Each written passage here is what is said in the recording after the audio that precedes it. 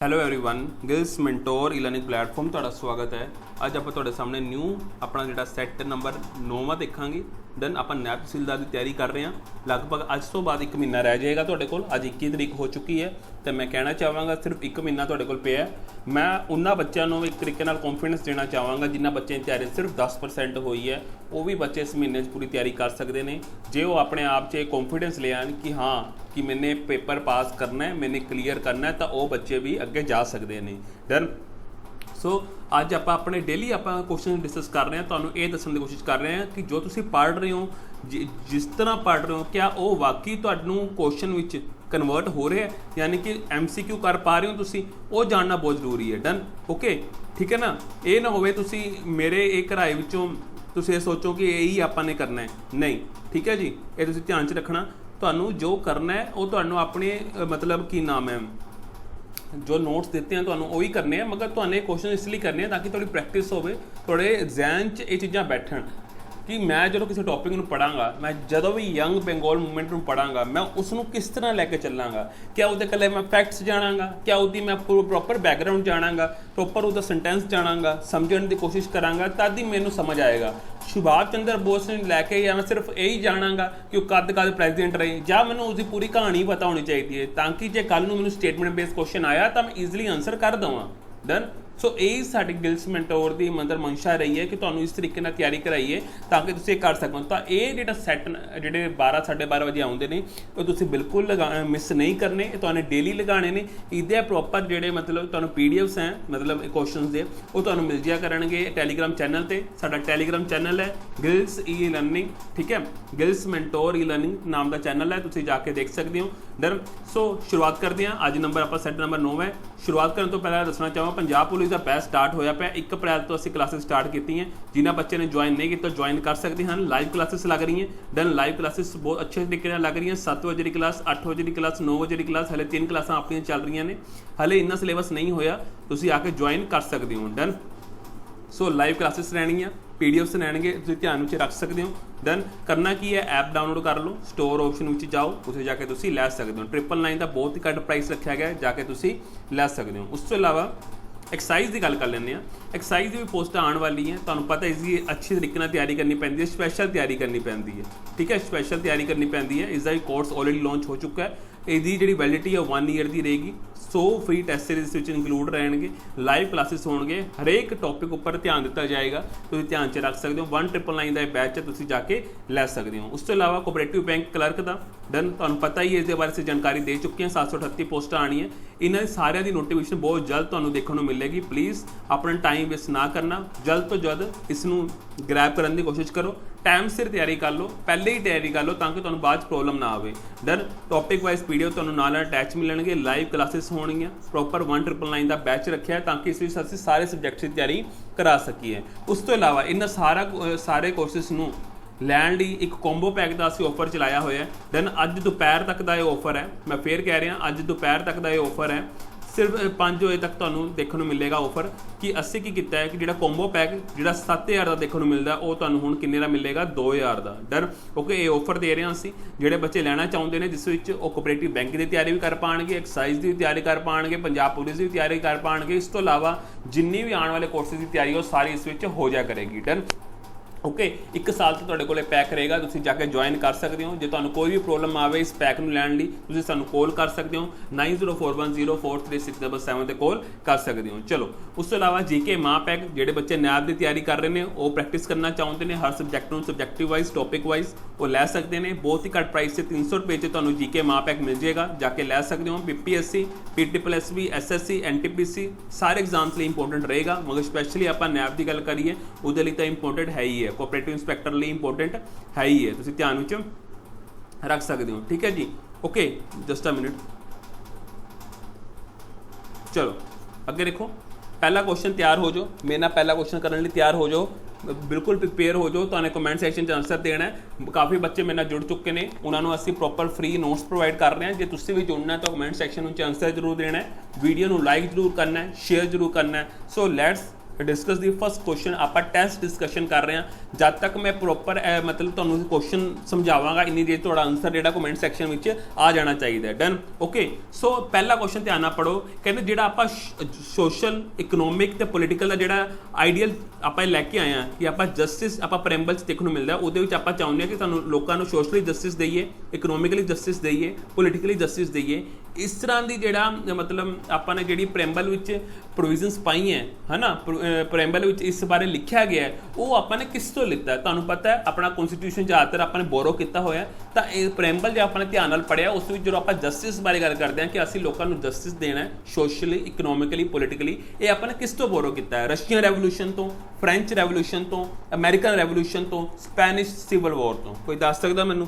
जल्दी दसो ये आपने किया है रशियन रेवोल्यूशन तो तुसीं ध्यान में रख सकते हो किस तो किया आपने रशियन रेवोल्यूशन तो वो किहड़ा मतलब सन सी जदों आपने वॉरो किया ये रेवोल्यूशन सी रशियन रेवोल्यूशन 1917 उस वक्त ये मतलब आइडियल सिचुएशन चलियां सी कि लोगों को जस्टिस प्रोवाइड करना सोशली भी इकनोमिकली भी पोलीटिकली भी तो उस तो इलावा जे मैं गल करा फ्रेंच रेवोल्यूशन की फ्रेंच रेवोल्यूशन तो आपने की लिता है फ्रेंच रेवोल्यूशन तो आपने जो तुहानूं पता हो लिबर्टी बारे जानकारी ठीक है ये प्रैम्बल विच आपने इस बारे दर्ज की हैं ठीक है प्रोविजनस इक्वैलिटी फ्रैटर्निटी ठीक है ये तुहानूं चीज़ां जिहड़ियां किस से देखने मिलती है प्रैम्बल से देखने मिलती हैं तुसीं ध्यान विच रख सकते हो फ्रेंच रेवोल्यूशन कदों सी तुहानूं पता होना चाहिए 1718 दसो 9 तो लैके 1799 तक डन ओके इस दौरान साडा फ्रेंच रेवोल्यूशन चलिया सी उस वेले लिबर्टी की गल चली सी इक्वैलिटी की गल चली सी फ्रैटर्निटी की गल चली सी भाईचारा की गल चली सी इक्वैलिटी नूं लैके चर्चा हुई सी लिबर्टी आज़ादी नूं लैके चर्चा हुई सी तो उत्थों दी असीं ये वर्ड्स जिहड़े ने अपने प्रैम्बल विच ऐड ऑन कीते ने तुसीं ध्यान विच रख सकते हो ठीक है जी ये समझने की कोशिश करो हुण आपां नूं प्रैम्बल बारे पता होना चाहिए चलो लैट्स डिस्कस प्रैम्बल मेरे नाल बोलो कि प्रैम्बल आपां किवें समझदे हां we the people of India पहले तो पता होना चाहिए कि प्रैम्बल याद होना चाहिए जिन्होंने नहीं याद वो मेरे नाल याद करनगे we the people of India have solemnly resolved to constitute India into a sovereign socialist ठीक है secular democratic republic sovereign socialist secular democratic republic and to secure to all its citizens justice यानी कि justice के आधार पर देखिए तो socially इकनोमिकली पोलीटिकली liberty के आधार पर देखिए लिबर्टी के आधार पर देखिए तो थोट की आज़ादी होनी चाहिए एक्सप्रैशन की आज़ादी होनी चाहिए है ठीक है जी ओके उस तो अलावा बिलीफ फेथ वर्शिप दैन इस बारे आप फंडामेंटल राइट भी पढ़ते हैं आर्टिकल किहड़ा 19 तुहानूं याद होना चाहिए उस तो अलावा इक्वैलिटी की गल्लां जिहड़ियां हुंदियां जे मैं समझना चाहां अपने प्रैम्बल विच ठीक है इक्वैलिटी नूं लैके की हुंदा है कि स्टेटस की इक्वैलिटी होनी चाहिए है तो अपॉर्चुनिटी सारिਆਂ ਨੂੰ अपॉर्चुनिटी सेम मिले डन किसी ਨੂੰ ਵੱਧ नहीं किसी ਨੂੰ घट नहीं डन ओके उस तो अलावा फ्रैटर्निटी जे मैं फ्रैटर्निटी गल करा की किया गया प्रैम्बल विच फ्रैटर्निटी बारे उन्होंने कहा है कि हरेक की डिगनिटी नूं अश्योर करना है हरेक की डिगनिटी नूं अश्योर करना है उस तो अलावा उन्होंने की किया है कि यूनिटी बना के रखनी है तो इंटीग्रिटी बना के रखनी है ठीक है नेशन की यूनिटी बना के रखनी है तो इंटीग्रिटी बना के रखनी है ये फ्रैटर्निटी कहता है डर okay in the last in our constitutive assembly this 26th day of November 1949 do hereby adopt enact and give to ourselves this constitution done ये हरेक बच्चे नूं याद होना चाहिए कोई भी किसी टाइम पूछ सकता है तुसीं ध्यान च रख सकते हो डन ओके चलो अगे देखो अगे आप पढ़ रहे हैं विच ऑफ द क्वेश्चन आ गया जस्ट अ मिनट हाँ ये अपना सैकेंड क्वेश्चन है उसमें तुसीं इग्नोर करना देखो which of the following statements is correct with respect to the fundamental rights ensured in the part 3 of the Indian constitution ठीक है आप फंडामेंटल राइट्स बारे गल्लां कर रहे हैं सानू इन्ना पता लग गया कि पार्ट 3 विच आउंदे ने डन ओके तो फंडामेंटल राइट्स बारे वो 3 स्टेटमेंट्स दे रहा है वो ये जानने की कोशिश कर रहा है कि तुहानू फंडामेंटल राइट्स बारे एक्चुअल च पता भी किन्ना को पता है डन पहली गल ये कह रहा है कि जो फंडामेंटल राइट्स ने वो जस्टिसेबल ने क्या स्टेटमेंट ठीक है दूजा कहते एक नॉट क्वालिफाइड बट एब्सल्यूट कहते एक क्वालिफाइड नहीं ने बट एब्सल्यूट ने यानी कि इस विच मतलब तुसी इस तो ये समझ सकते हो कि फंडामेंटल राइट्स तुहाडे कोल मतलब एक सीमा पार तक तुहाडे कोल देखने को मिलणगे डन इस फंडामेंटल राइट तुसी बहुत मतलब की कहते ना एक लैवल के उपर एक सिर एक लैवल के उपर तक का यूज़ कर सकते हो इस विच कोई भी क्वालिफिकेशन नहीं है कोई भी रिस्ट्रिक्शन नहीं है एक एब्सल्यूट तरीके नाल तुहानू मिले हुए ने डन क्या स्टेटमेंट ठीक है। तीजा कहते ये सैक्रोसैनेंट ने एंड परमानेंट ने, क्या स्टेटमेंट ठीक है।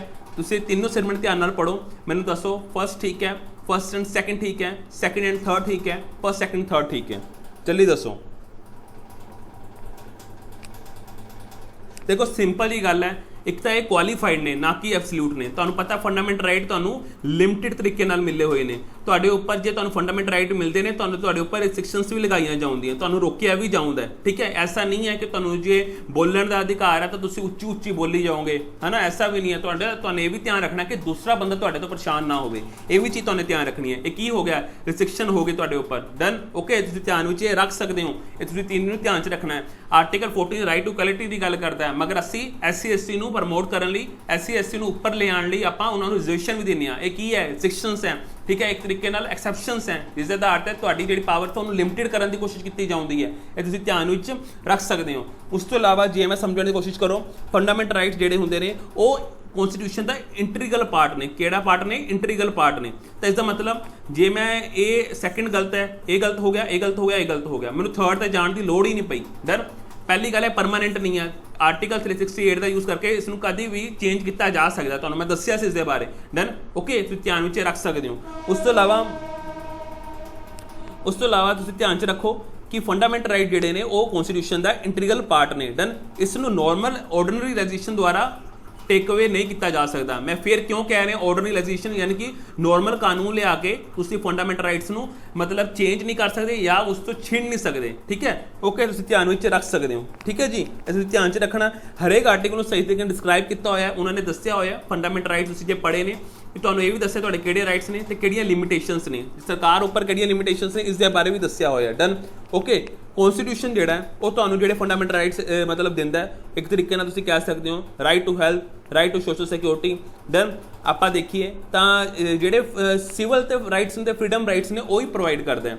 जिवें कुछ राइट्स ऐसे ने कि राइट टू वर्क दा, राइट टू हैल्थ दा, राइट टू सोशल सिक्योरिटी दा, ये किते ना किते हले भी साडे फंडामेंटल राइट्स विच सानूं नहीं देखण नूं मिलदे, डन ओके। तुसीं ध्यान विच रख सकते हो, डन।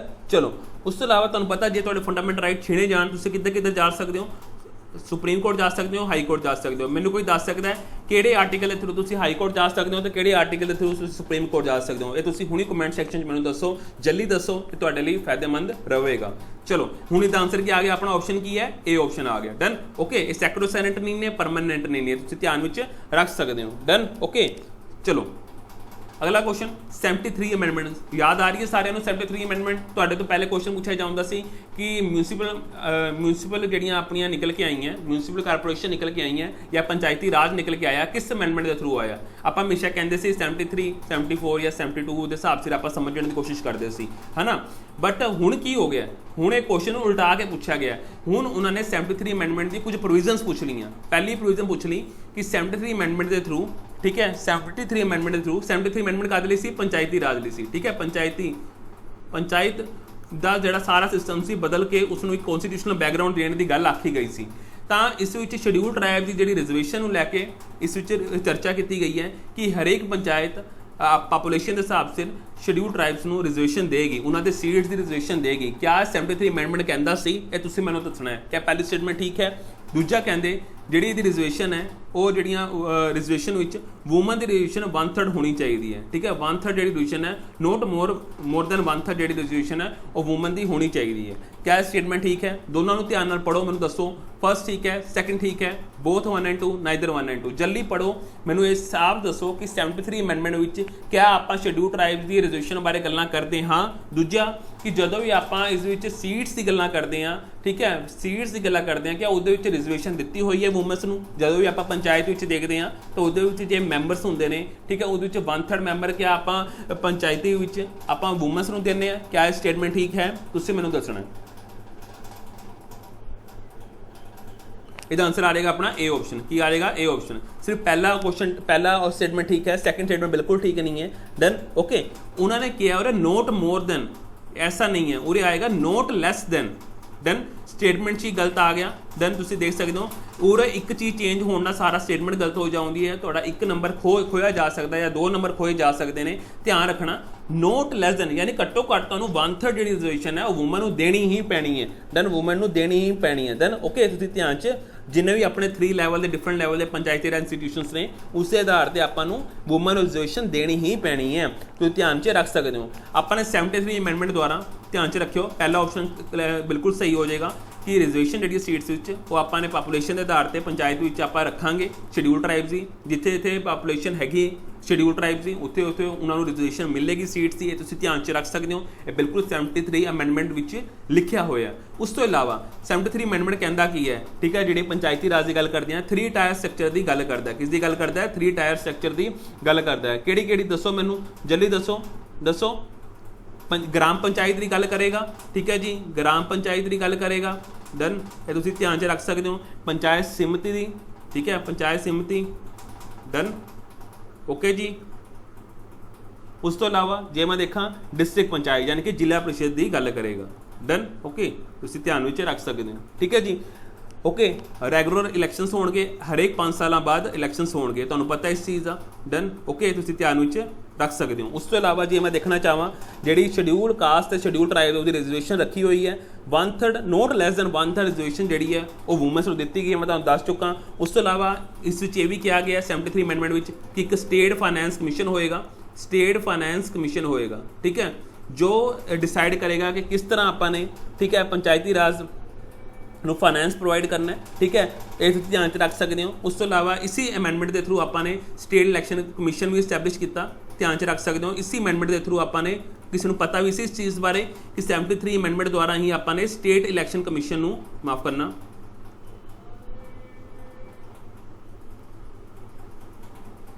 ਆਪਾਂ ਨੂੰ ਤੁਹਾਨੂੰ पता भी सी कि 73 अमेंडमेंट द्वारा आपने स्टेट फाइनैंस कमीशन भी कंडक्ट करवाया, इस्टैबलिश कराया। उस तो इलावा स्टेट इलैक्शन कमीशन भी आपने 73 अमेंडमेंट द्वारा ही कंडक्ट कराया, ध्यान में रख सकते हो, ठीक है। इस नाल ही आपने 73 अमेंडमेंट द्वारा आपने डिस्ट्रिक्ट प्लैनिंग कमेटी ध्यान च रख सकते हो, डिस्ट्रिक्ट प्लैनिंग कमेटी भी इसी अमेंडमेंट के थ्रू आई सी, ठीक है, डिस्ट्रिक्ट प्लैनिंग कमेटी भी इसके थ्रू ही आई सी, तुसीं ध्यान में रख सकते हो। डन, ताकि आप डिस्ट्रिक्ट लिए प्लान कर सकीए, उन्होंने डेवलपमेंट कर सकीए। डन, उस तो इलावा सब तो वड्डी गल इसनूं किस शेड्यूल च रखा गया, जल्दी दसो मैनूं इनूं किस शेड्यूल च रखा गया?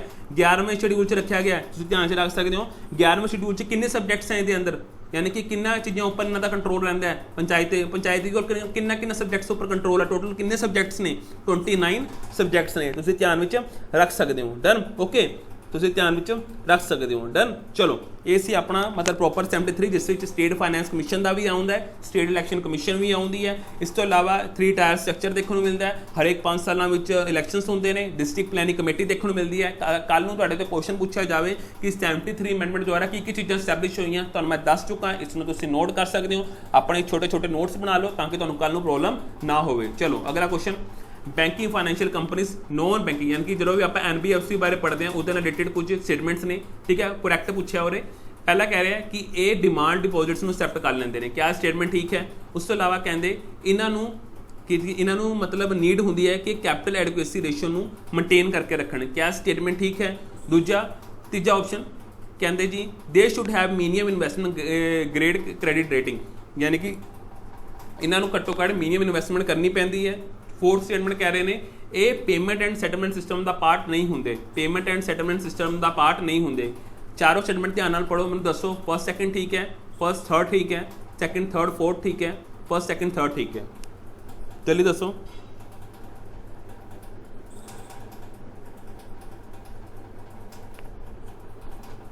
देखो सिंपल जी गल है, डिमांड डिपोजिट एक्सैप्ट कभी नहीं करते होंगे, तो पहला ऑप्शन ए गलत ए गलत। देखो एक दे नाल ही तुहानूं कभी देखा तुहानूं NBFC नूं कभी भी डिमांड डिपोजिट की होंदा है?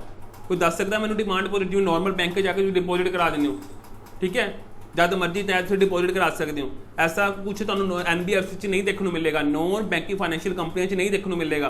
तो पहला ऑप्शन बारे जो तुहानूं बेसिक चीज़ पता सी तो देखो ए ऑप्शन कट हो गया, बी कट हो गया, डी कट हो गया, बाकियां दे जाण दी लोड़ ही नहीं पई। तुहानूं पता भी ना होवे कि कैपिटल एडिक्वेसी रेशियो की हुंदा है, इनू मेनटेन करना हुंदा या नहीं करना हुंदा, इन्वेस्टमेंट करनी हुंदी है नहीं करनी हुंदी। तुहानूं सिर्फ बेसिक चीज़ पूछण नूं कही सी, नैब तहसीलदार के एग्जाम से इस तरह की क्वेश्चन पूछे जा सकते हैं। तुहानूं बेसिक चीज़ पता है कि सब तो वड्डी कहानी हाईलाइट की है नॉन बैंकिंग फाइनैशियल कंपनी दी कि ये डिमांड डिपोजिट एक्सैप्ट नहीं करता, डिमांड डिपोजिट एक्सैप्ट नहीं करता, तुसीं ध्यान विच रख सकते हो। NBFC can't accept demand deposits. Done, so इसका आंसर की आ जाएगा अपना सी ऑप्शन। डन, मैंने बाकी चीज़ां नहीं भी पता, मैंने कोई चक्कर नहीं है। डन, ओके, तुसीं ध्यान विच रख सकते हो। चलो ਹੁਣ ਦੱਸ ਸਕਦੇ ਹੋ ਕਿ NBFC ਵਿੱਚ ਆਪਾਂ ਹੋਰ ਕੀ ਚੀਜ਼ਾਂ ਦੇਖਣ ਨੂੰ ਮਿਲਦੀਆਂ, ਜਲਦੀ ਦੱਸੋ ਮੈਨੂੰ ਕਿ NBFC ਵਿੱਚ ਹੋਰ ਕੀ ਚੀਜ਼ਾਂ ਦੇਖਣ ਨੂੰ ਮਿਲਦੀਆਂ ਨੇ। ਜੇਕਰ ਤੁਹਾਡੇ ਦਿਮਾਗ ਵਿੱਚ ਆ ਰਿਹਾ ਤਾਂ ਕਮੈਂਟ ਸੈਕਸ਼ਨ ਵਿੱਚ ਲਿਖੋ। ਡਨ। ਓਕੇ, ਦੇਖੋ ਸਭ ਤੋਂ ਵੱਡੀ ਗੱਲ ਕਿ ਇਹਨਾਂ ਨੂੰ ਕੈਪੀਟਲ ਐਡੁਕੇਸੀ ਜਿਹੜੀ ਰੇਸ਼ੀਓ ਹੈ ਉਹ ਇਹਨਾਂ ਨੂੰ ਮੇਨਟੇਨ ਕਰਨੀ ਪੈਂਦੀ ਹੈ ਤਾਂ ਕਿ ਉਹਨਾਂ ਦੀ ਇਨਵੈਸਟਮੈਂਟ ਜਿਹੜੀ ਹੈ ਸਹੀ ਤਰੀਕੇ ਨਾਲ ਹੋ ਸਕੇ। ਉਸ ਤੋਂ ਇਲਾਵਾ ਦੇਖੋ ਇਹਨਾਂ ਕੋਲ ਜਿਹੜੀ ਇੱਕ ਫੈਸਿਲਿਟੀ ਹੁੰਦੀ ਹੈ ਉਹ ਡਿਪੋਜ਼ਿਟ ਇੰਸ਼ੋਰੈਂਸ ਦੀ ਫੈਸਿਲਿਟੀ ਵੀ ਦੇਖਣ ਨੂੰ ਮਿਲਦੀ ਹੈ। ਉਸ ਤੋਂ ਇਲਾਵਾ ਇਹ ਕਿਸ ਕੰਪਨੀ ਐਕਟ ਦੇ ਅਧੀਨ ਦੇਖਣ ਨੂੰ ਮਿਲਦਾ ਹੈ, NBFC ਕਿਹੜੀ ਕੰਪਨੀ ਐਕਟ ਦੇ ਅਧੀਨ ਦੇਖਣ ਨੂੰ ਮਿਲਦਾ ਹੈ? ਆਈ ਥਿੰਕ ਇਹ 1956 ਦਾ ਐਕਟ ਹੈ, ਕੰਪਨੀ ਐਕਟ, ਉਸ ਦੇ ਅਧੀਨ ਦੇਖਣ ਨੂੰ ਮਿਲਦਾ। ਤੁਸੀਂ ਧਿਆਨ ਵਿੱਚ ਰੱਖ ਸਕਦੇ। ਇਹਦਾ ਕੰਮ ਕੀ ਹੈ? ਲੋਨਸ ਪ੍ਰੋਵਾਈਡ ਕਰਨੇ, ਦੈਨ ਓਕੇ ਸ਼ੇਅਰ ਸਟਾਕਸ ਵਿੱਚ ਐਕੁਜੀਸ਼ਨ ਕਰਨੀ, ਬੌਂਡਸ ਵਿੱਚ, ਡਿਬੈਂਚਰ ਵਿੱਚ ਜਿਹੜੇ ਗਵਰਨਮੈਂਟ ਵੱਲੋਂ ਇਸ਼ੂ ਕੀਤੇ ਜਾਂਦੇ ਨੇ, ਦੈਨ ਓਕੇ ਉਸਦੀ ਐਕੁਜੀਸ਼ਨ ਕਰਨ ਦਾ ਕੰਮ ਇਸ ਕੋਲ ਹੁੰਦਾ ਹੈ। ਉਸ ਤੋਂ ਇਲਾਵਾ ਲੀਜ਼ਿੰਗ ਦਾ, ਹਾਇਰ ਪਰਚੇਜ਼ ਦਾ, ਇੰਸ਼ੋਰੈਂਸ ਬਿਜ਼ਨਸ ਵਿੱਚ ਦਾ ਕੰਮ ਹੁੰਦਾ ਹੈ, ਚਿੱਟ ਬਿਜ਼ਨਸ ਵਿੱਚ ਦਾ ਕੰਮ ਹੁੰਦਾ ਹੈ। ਬਟ ਉਹ ਕਿਸੇ ਐਸੇ ਕੰਮ ਐਗਰੀਕਲਚਰ ਐਕਟੀਵਿਟੀ, ਇੰਡਸਟਰੀਅਲ ਐਕਟੀਵਿਟੀ ਜਾਂ ਪਰਚੇਜ਼ ਕਰਨੇ, ਸੇਲ ਕਰਨੇ ਗੁੱਡਸ ਦੇ ਅਦਰ ਦੈਨ ਸਿਕਿਉਰਿਟੀਜ਼, ਉਸ ਵਿੱਚ ਇਹਦਾ ਕੋਈ ਰੋਲ ਨਹੀਂ ਹੁੰਦਾ। ਤੁਸੀਂ ਧਿਆਨ ਵਿੱਚ ਰੱਖ ਸਕਦੇ ਹੋ। ਡਨ। ਚਲੋ ਅਗਲਾ ਦੇਖੋ, ਅਗਲਾ ਆਪਣਾ ਕੁਐਸਚਨ ਆ ਗਿਆ ਮਾਡਰਨ ਹਿਸਟਰੀ ਨਾਲ ਰਿਲੇਟਡ। ਸਿਵਲ ਡਿਸਓਬੀਡੀਐਂਸ ਮੂਵਮੈਂਟ ਬਾਰੇ ਤਾਂ ਸਾਰਿਆਂ ਨੂੰ ਹੀ ਪਤਾ ਹੋਏਗਾ, ਤਾਂ ਉਹਦੇ ਨਾਲ ਰਿਲੇਟਡ ਉਹਨਾਂ ਨੇ ਇਨਕਰੈਕਟ ਸਟੇਟਮੈਂਟ ਪੁੱਛੀ ਹੈ। ਧਿਆਨ ਨਾਲ ਪੜ੍ਹ ਲਿਓ। ਉਰੇ ਇਨਕਰੈਕਟ ਗਲਤ ਹੋ ਸਕਦਾ ਕੁਐਸਚਨ, ਇਹ ਤੁਹਾਨੂੰ ਮੈਂ ਸਮਝਾਉਣ ਦੀ ਕੋਸ਼ਿਸ਼ ਕਰ ਰਿਹਾ। ਉੱਥੇ ਤੁਹਾਨੂੰ ਇਨਕਰੈਕਟ ਵਿੱਚ ਫਸਾਇਆ ਜਾਏਗਾ, ਉੱਥੇ ਚੰਗੇ ਭਲੇ ਨੰਬਰ ਤੁਹਾਡੇ ਖੋਏ ਜਾਣਗੇ। ਤਾਂ ਉਰੇ ਤੁਸੀਂ ਪ੍ਰੈਕਟਿਸ ਕਰ ਲਓ, ਉਰੇ ਗਲਤੀ ਕਰ ਲਓ ਮਗਰ ਉੱਥੇ ਗਲਤੀ ਨਾ ਕਰਨਾ। ਸਿਵਲ ਡਿਸਓਬੀਡੀਐਂਸ ਮੂਵਮੈਂਟ ਪਹਿਲੀ ਸਟੇਟਮੈਂਟ ਕਹਿ ਰਿਹਾ ਹੈ ਕਿ ਇਹ ਸਟਾਰਟ ਹੋਇਆ ਸੀ with Dandi march by Mahatma Gandhi on 12 March 1903। क्या स्टेटमेंट ठीक है? क्या पूरा स्टेटमेंट इनकरैक्ट पूछिए, क्या इनकरैक्ट स्टेटमेंट है? दूजा कहते north east India remade unaffected. कहते सिविल डिसओबीडेंस मूवमेंट के वक्त जो नॉर्थ ईस्ट एरिया जिसे सानू 8 स्टेट्स देखने को मिलते हैं वो अनअफेक्टेड रहे, उन्होंने उपर कोई असर नहीं होया। क्या ये स्टेटमेंट करैक्ट है या इनकरैक्ट है? पूरे इनकरैक्ट पूछे, फिर कह दूँ नॉर्थ वैस्ट विच कहते किहड़े फेमस लीडर रहे इस सिविल डिसओबीडेंस के मूवमेंट के आधार पर? अब्दुल गफार खान जिन्होंने आप फ्रंटियर गांधी के नाम से जानते हैं, वो जोड़े सन नॉर्थ वैस्ट तो सब तो फेमस लीडर रहे सन इस मूवमेंट के दौरान। क्या है करैक्ट है या इनकरैक्ट है?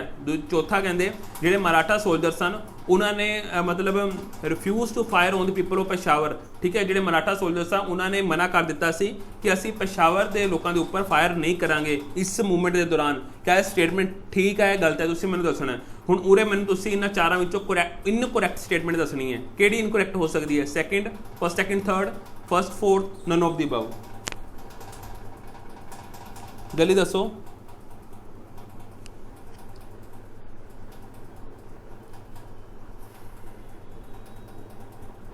देखो इसका आंसर आ जाएगा सिर्फ सैकेंड ऑप्शन जी है वो गलत है। ऐसा नहीं है, नॉर्थ ईस्ट जी इंडिया सी वो ਜਿਹੜੇ 8 ਸਟੇਟ ਸੀ ਉਹ ਵੀ ਇਫੈਕਟਡ ਹੋਏ ਸੀ, ਐਸਾ ਬਿਲਕੁਲ ਨਹੀਂ ਹੈ। ਡਨ। ਓਕੇ, ਤੁਸੀਂ ਧਿਆਨ ਵਿੱਚ ਰੱਖ ਸਕਦੇ ਹੋ। ਮਨੀਪੁਰ ਦੇ ਜਿਹੜੇ ਲੋਕ ਸਨ ਉਹਨਾਂ ਨੇ ਵੀ ਅੱਛੇ ਤਰੀਕੇ ਨਾਲ ਪਾਰਟ ਲਿੱਤਾ ਸੀ ਇਸ ਸਿਵਲ ਡਿਸਓਬੀਡੀਐਂਸ ਮੂਵਮੈਂਟ ਦੇ ਦੌਰਾਨ, ਤੁਸੀਂ ਧਿਆਨ ਵਿੱਚ ਰੱਖ ਸਕਦੇ ਹੋ। ਐਸਾ ਨਹੀਂ ਹੈ ਬਿਲਕੁਲ।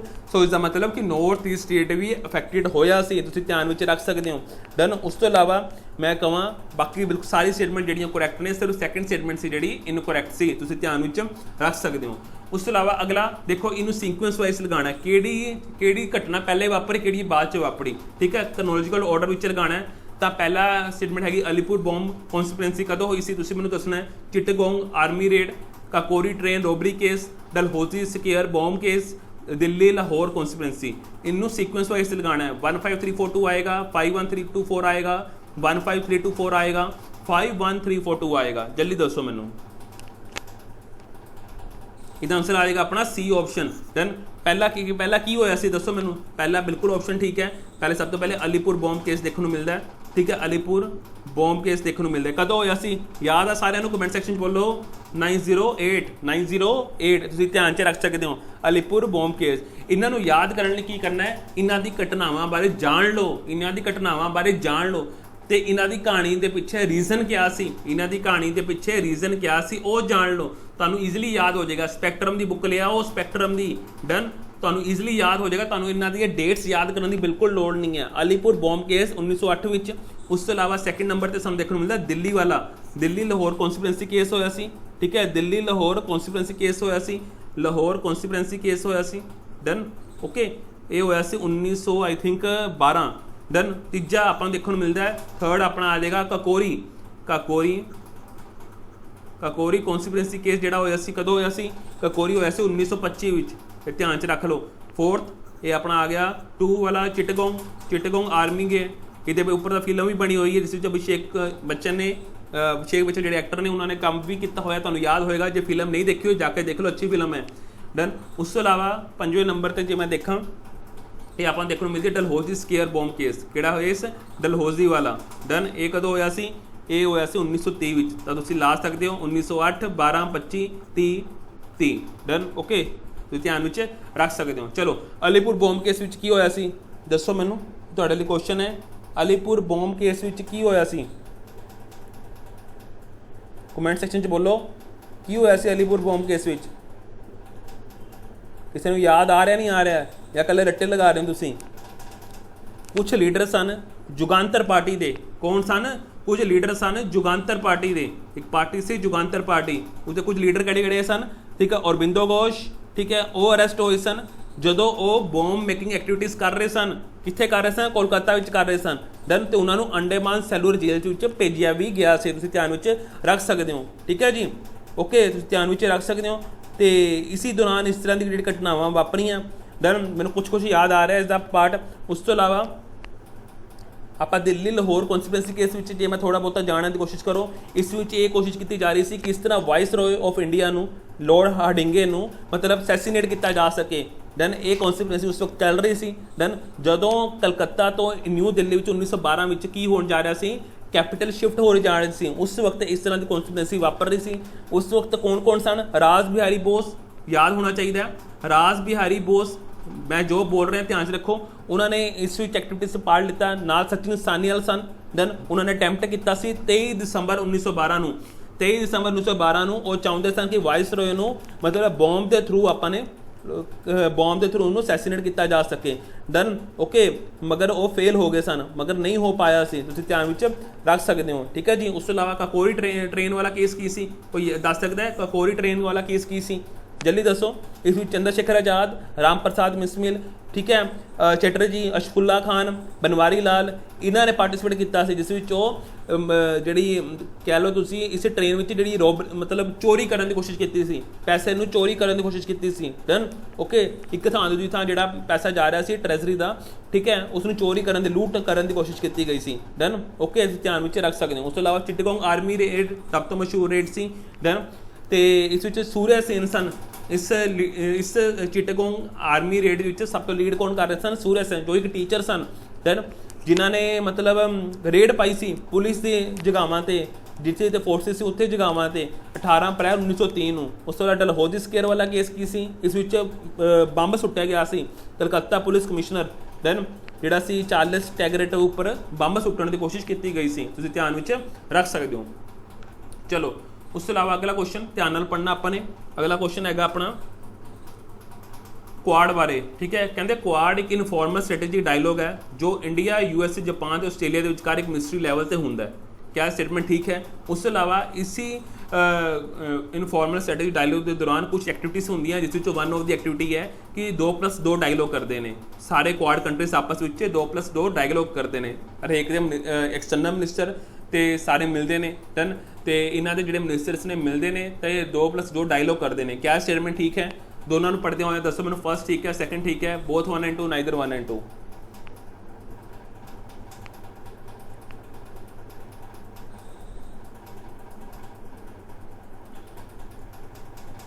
ਇਹਦਾ ਆਨਸਰ ਆ ਜਾਏਗਾ ਬੋਥ 1 and 2, ਬਿਲਕੁਲ ਸਹੀ ਹੈ। ਦੈਨ ਤੁਸੀਂ ਧਿਆਨ ਵਿੱਚ ਰੱਖ ਸਕਦੇ ਹੋ 2+2 ਡਾਇਲੋਗ ਮਿਨਿਸਟਰੀਅਲ ਲੈਵਲ ਤੇ ਜਿਹੜੀ ਮੀਟਿੰਗਸ ਹੁੰਦੀਆਂ ਉਹ ਇਸੀ ਐਕਟੀਵਿਟੀਜ਼ ਦੇ ਦੌਰਾਨ ਹੁੰਦੀਆਂ। ਕੁਆਡ ਵਿੱਚ ਹੀ ਇਹ ਚੀਜ਼ ਦੀ ਕੋਸ਼ਿਸ਼ ਹੁੰਦੀ ਹੈ ਕਿ ਆਪਸ ਵਿੱਚ ਆਪਾਂ ਡਾਇਲੋਗਸ ਕਰੀਏ। ਠੀਕ ਹੈ, ਆਪਸ ਵਿੱਚ ਆਪਾਂ ਆਪਣੇ ਕੰਟਰੀ ਦੀ ਡਿਵੈਲਪਮੈਂਟ ਕਰੀਏ। ਦੈਨ ਇਹ ਜਿਹੜਾ ਕੁਆਡ ਹੈ ਇਹਦੀ ਫੁੱਲ ਫਾਰਮ ਕੀ ਹੈ ਤੁਹਾਨੂੰ ਪਤਾ ਹੋਣਾ ਚਾਹੀਦਾ। ਕੁਆਡਰੀਲੇਟਰਲ, ਫਿਰ ਲਿਖ ਦਿੰਦਾ ਉਰੇ ਮੈਂ ਕੁਆਡਰੀਲੇਟਰਲ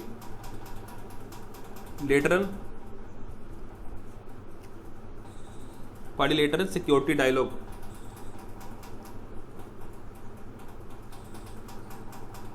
ਡਨ। ਓਕੇ, ਇੱਕ ਇਨਫੋਰਮਲ ਸਟ੍ਰੈਟੇਜੀ ਡਾਇਲੋਗ ਹੈ ਜੋ ਇੰਡੀਆ, US, ਜਾਪਾਨ ਤੇ ਆਸਟ੍ਰੇਲੀਆ ਆਪਸ ਵਿੱਚ ਕਰਦਾ ਹੈ। ਡਨ। ਓਕੇ, ਆਪਣੇ ਇੰਡੀਆ ਪੈਸੀਫਿਕ ਰੀਜਨ ਵਿੱਚ ਕਿਸ ਤਰ੍ਹਾਂ ਡਿਵੈਲਪਮੈਂਟ ਕੀਤੀ ਜਾ ਸਕੇ ਉਸ ਦੇ ਲਈ ਇਹ ਕੰਮ ਕਰਦੇ ਨੇ। ਡਨ। ਓਕੇ, ਤੁਸੀਂ ਧਿਆਨ ਵਿੱਚ ਰੱਖ ਸਕਦੇ ਹੋ। ਪਹਿਲੀ ਵਾਰੀ ਕੁਆਡ ਕਦੋਂ ਨਿਕਲ ਕੇ ਸਾਹਮਣੇ ਆਇਆ ਸੀ, ਕੋਈ ਦੱਸ ਸਕਦਾ ਮੈਨੂੰ? ਇਹ ਤੁਹਾਡੇ ਲਈ ਕੁਐਸਚਨ ਹੈ, ਇਹ ਤੁਸੀਂ ਮੈਨੂੰ ਦੱਸਣਾ ਹੈ। ਠੀਕ ਹੈ ਜੀ। ਓਕੇ, ਚਲੋ ਅਗਲਾ ਕੁਐਸਚਨ ਅਗਲੀ ਆਪਣੀ ਸਕੀਮ ਨਾਲ ਰਿਲੇਟਡ ਆ ਗਿਆ। ਸਕੀਮ ਨਾਲ ਰਿਲੇਟਡ ਵੀ ਕੁਐਸਚਨ ਪੁੱਛਿਆ ਜਾ ਸਕਦਾ ਹੈ। ਇਹ ਬੜੀ ਮਸ਼ਹੂਰ ਸਕੀਮ ਹੈ, ਬੜੀ ਪੁਰਾਣੀ ਸਕੀਮ ਹੈ, ਪ੍ਰਧਾਨ ਮੰਤਰੀ ਇੰਪਲੋਇਮੈਂਟ ਜਨਰੇਸ਼ਨ ਪ੍ਰੋਗਰਾਮ। ਦੈਨ ਪਹਿਲੀ ਕਹਿ ਰਹੇ ਨੇ ਇੱਕ ਸੈਂਟਰ ਸੈਕਟਰ ਸਕੀਮ ਹੈ ਜੋ ਮਿਨਿਸਟਰੀ ਆਫ ਰੂਰਲ ਡਿਵੈਲਪਮੈਂਟ ਦੁਆਰਾ ਇੰਪਲੀਮੈਂਟ ਹੁੰਦੀ ਹੈ। ਕੈਸ਼ ਸਟੇਟਮੈਂਟ ਠੀਕ ਹੈ। ਦੂਜਾ ਕਹਿੰਦੇ ਖਾਦੀ ਐਂਡ ਵਿਲੇਜ ਇੰਡਸਟਰੀ ਜਿਹੜੀ ਹੈ ਉਹ ਡਾਇਰੈਕਟ ਕਲੀਅਰ ਕਰਦੀ ਹੈ, will directly clear the proposal ਜੋ ਵੀ ਇਸਦੇ ਥਰੂ ਆਉਂਦੇ ਨੇ। ਦੈਨ ਜੋ ਵੀ ਕੋਈ ਕ੍ਰੈਡਿਟ ਡਿਸੀਜਨਸ ਲੈਣੇ ਹੁੰਦੇ ਨੇ ਬੈਂਕਿੰਗ ਦੇ ਥਰੂ ਹੈ ਨਾ, ਉਹਦੇ ਲਈ KVIC ਯਾਨੀ ਕਿ ਖਾਦੀ ਐਂਡ ਵਿਲੇਜ ਇੰਡਸਟਰੀ ਜਿਹੜੀ ਕੰਮ ਕਰਦੀ ਹੈ। ਕੈਸ਼ ਸਟੇਟਮੈਂਟ ਠੀਕ ਹੈ। ਤੀਜਾ ਕਹਿੰਦੇ ਜਿਹੜੇ ਨਿਊ ਪ੍ਰੋਜੈਕਟਸ ਨੇ ਠੀਕ ਹੈ ਉਹ ਸੈਂਕਸ਼ਨ ਲਈ ਇਸ ਦੇ ਥਰੂ ਹੀ ਕੰਸੀਡਰ ਕੀਤੇ ਜਾਂਦੇ ਨੇ। ਕੈਸ਼ ਸਟੇਟਮੈਂਟ ਠੀਕ ਹੈ। ਤਿੰਨੋਂ ਸਟੇਟਮੈਂਟ ਧਿਆਨ ਨਾਲ ਪੜ੍ਹਦੇ ਹੋਏ ਮੈਨੂੰ ਦੱਸੋ ਇਨਕਰੈਕਟ ਸਟੇਟਮੈਂਟ ਕਿਹੜੀ ਹੈ। ਫਸਟ ਥਰਡ ਸੈਕਿੰਡ 1 ਜਲਦੀ ਦੱਸੋ।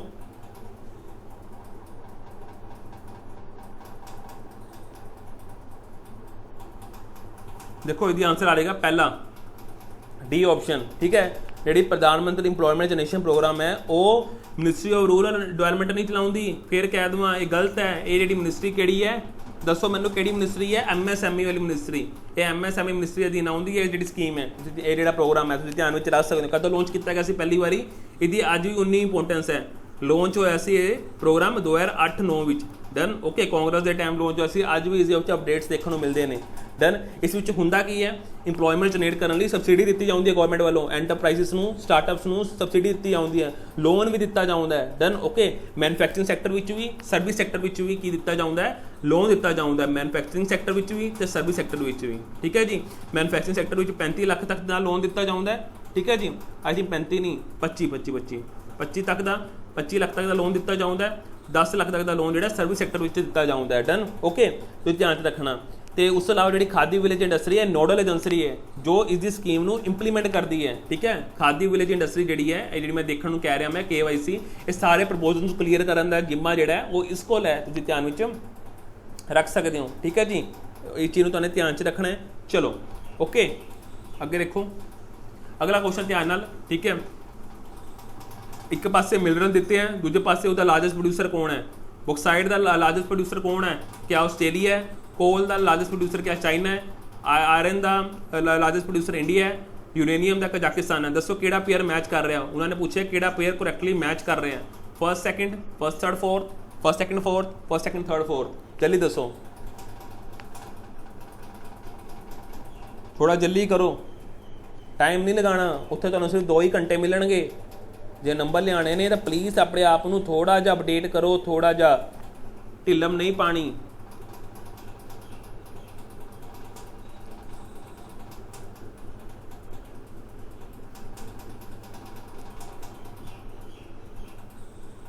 दसो पहली गल है जो चाइना है चाइना सब तो ज़्यादा कोल प्रोड्यूसर है तुसीं फिर कह दूँ। Done okay US second number पर आता है तो ये जी चीज़ है ये बिल्कुल ठीक है। डन ओके उस अलावा जो कजाकिस्तान है फिर कह दूँ यूरेनियम कजाकिस्तान बिल्कुल ठीक है कि कजाकिस्तान हाईएस्ट प्रोड्यूसर है तो ध्यान में रख सकते हो ठीक है जी। उस अलावा आप देखिए आयरन ओर की गल करा आयरन ओर नूं सब तो ज़्यादा चाइना सब तो वड्डा प्रोड्यूसर भी है तो कंज्यूमर भी है। फिर कह दूँ चाइना जो लार्जेस्ट प्रोड्यूसर भी है कंज्यूमर भी है तो थर्ड स्टेटमेंट गलत हो जाती है ठीक है जी। ओके तो ध्यान में रख सकते हो। बॉक्साइट की गल कर लवां ठीक है। बॉक्साइट का आस्ट्रेलिया सब तो बड़ा लीडिंग प्रोड्यूसर है ठीक है। इसका आंसर क्या आ जाएगा अपना दसो मैनू दसो first second fourth C option आ जाएगा ठीक है जी। फर्स्ट सेकंड फोर्थ ध्यान में रख सकते हो। आयरन नूं चाइना ही सब तो ज़्यादा प्रोड्यूस करता है तो कंज्यूम करता है ध्यान में रख सकते हो। इंडिया नहीं आएगा।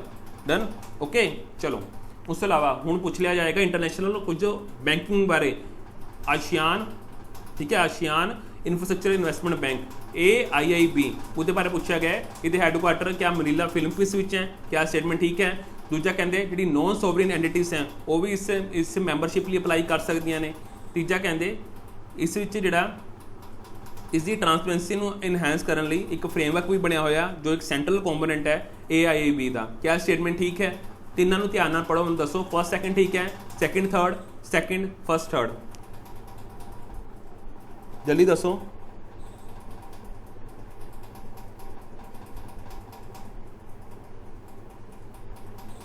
इसका आंसर आ जाएगा अपना सी ऑप्शन ठीक है। करेक्ट पूछा सी ऑप्शन आ जाएगा ठीक है जी। ओके डन AIIB का जोड़ा हैडकुआटर है वो मनीला फिलिपींस नहीं है।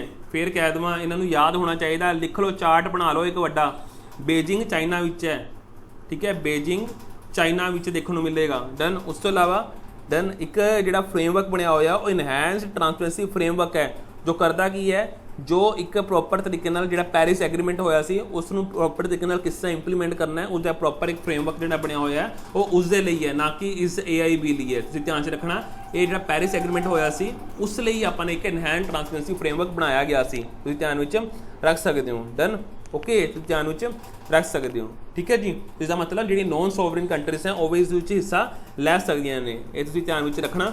चलो अगला क्वेश्चन, कॉमनवैल्थ का तुहानूं पता ना जी कॉमनवैल्थ के मैंबर बनते हैं, क्योंकि जो ब्रिटिश ने अपना राज जो अलग अलग थावां तो खत्म करता सी, मगर बाद में उन्होंने कहा कि तुम साडे नाल जुड़े रहो, एक साडा कनैक्टिविटी बनी रहेगी, तो उन्होंने कॉमनवैल्थ मैंबर की मैंबरशिप जी है वो प्रपोजल करी सी। भारत भी कॉमनवैल्थ का मैंबर है, उन्होंने पूछा कि जी इंडिपेंडेंट स्टेट्स हैं, ठीक है, उन्होंने कौन ऐसा जो कॉमनवैल्थ का मैंबर है?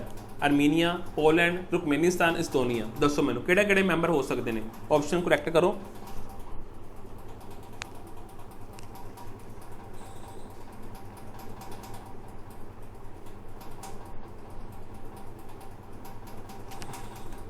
इसका आंसर आ जाएगा बी ऑप्शन, ठीक है। इस पोलैंड तो इस्टोनिया ये दो जोड़े ने कॉमनवैल्थ के मैंबर ने। डन, ओके, ध्यान में रख सकते हो, ठीक है जी, ठीक है, समझ गए, ओके।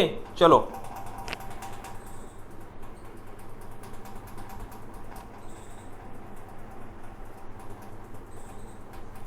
आई थिंक उरे मैं एक चीज़ गलत कर रहा, ये कॉमनवैल्थ उन्होंने गल्लां नहीं चल रही, ये कॉमनवैल्थ इंडिपेंडेंट स्टेट्स किहड़ी गल है, जो सन 91 अपना USSR टुट गया सी, उस तो बाद इन्होंने एक कॉमनवैल्थ इंडिपेंडेंट स्टेट का एक मैंबरशिप बनाई गई सी, उस कौन कौन मैंबर है उसके बारे गल चल रही है। मैं उन्होंने ध्यान च लगाया गया ब्रिटिश नाल। डन, तो उरे माफ़ी चाहवागा, इसके 12 मैंबर ने टोटल, ये पूछा जा सकता है इसके टोटल 12 मैंबर ने किहड़े ने, तुहानूं पता होना चाहिए। आर्मीनिया हैगा,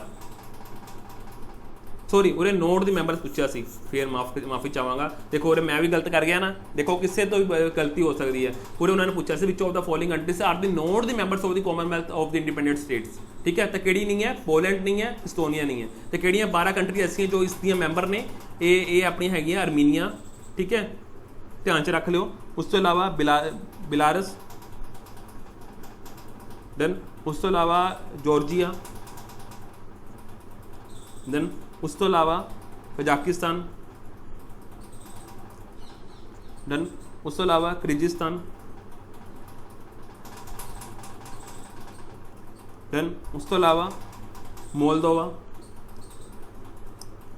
होर किहड़ियां ने मैनूं याद करन दो। रशिया तो है ही है, रशिया तो होएगा ही क्योंकि USSR सब तो वड्डा होई सी, ठीक है। कजाकिस्तान, सेंट्रल इंडिया की कंट्रीज भी आ जानियां, सेंट्रल इंडिया क्या गया, सॉरी सेंट्रल एशिया दियां, तुर्कमेनिस्तान, टी तो वालियां तो सारियां ही हो सकदियां, ये सारियां किहड़ियां कॉमनवैल्थ ऑफ इंडिपेंडेंट स्टेट्स दियां मैंबर्स ने। यूक्रेन जिथे वॉर चलती पई है, ठीक है, उज्बेकिस्तान। डन, चलो अगला देखो, कहते किहड़ा ऐसा मूवमेंट सी जिस दे करके एक विडो रीमैरिज उपर कानून आ सकिया, मॉडर्न हिस्टरी का पार्ट है। दसो मैनू किहड़ा ऐसा मूवमेंट सी जिसनों किसने स्टार्ट किया सी, इन्हां चारां विचों किहड़ी पर्सनैलिटी ने स्टार्ट किया सी जिस करके की हो सकिया विडो रीमैरिज उपर कानून आ सकिया। ईश्वर चंद्र विद्यासागर जी ने वो मूवमेंट स्टार्ट किया सी, राजा राम मोहन रॉय जी ने मूवमेंट स्टार्ट किया सी, स्वामी विवेकानंद जी ने मूवमेंट स्टार्ट किया सी, केशव चंद्र सेन जी ने वो मूवमेंट स्टार्ट किया सी। दसो मैनू